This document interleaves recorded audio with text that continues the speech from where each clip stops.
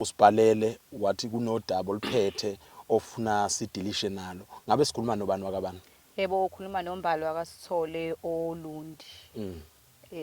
Yebo ngibhalele luhlelo ngoba ngifuna ningisize. Nginenkinga lana ngasuka emakhaya ngeza kusisi wami emadolobheni ngizofuna amatoho. Bangifika usisi wami uhlala noSibari.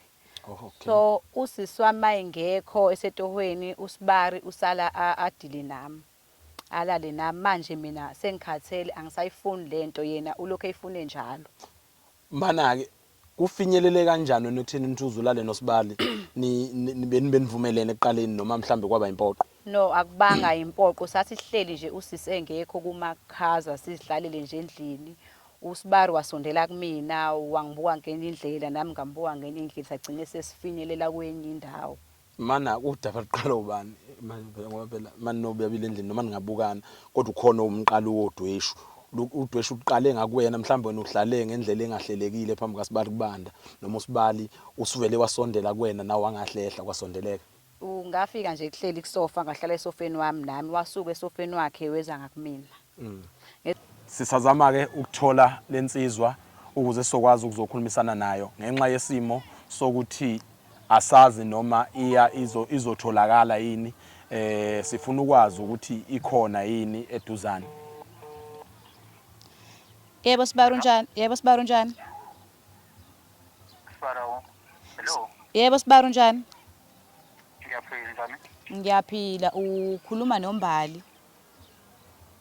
Afuna inamba engayasifomba. Ya, ngiyacela bandla ngicela ukuthi uphumelele ngaphandle khona into engifuna ukuyikhuluma nawe. Okay.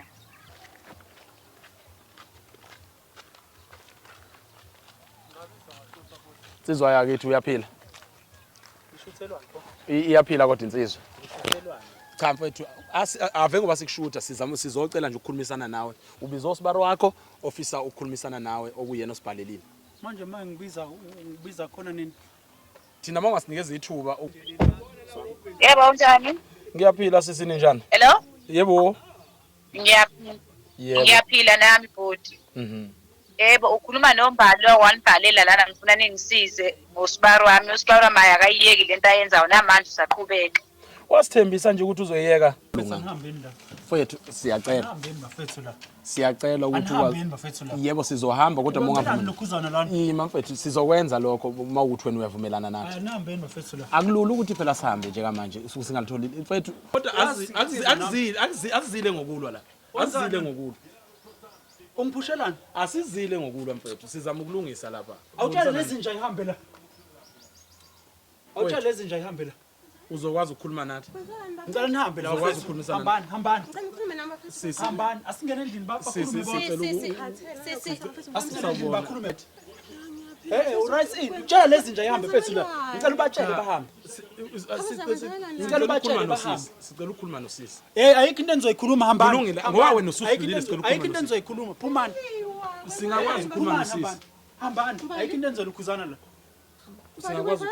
Ayikho into engizoyikhuzana. Sisi imini engibiza abantu bamakhamera bengifuna ukukhuluma. Hambani. Ufuna ukuzwa. Abahambe. Ukhuluma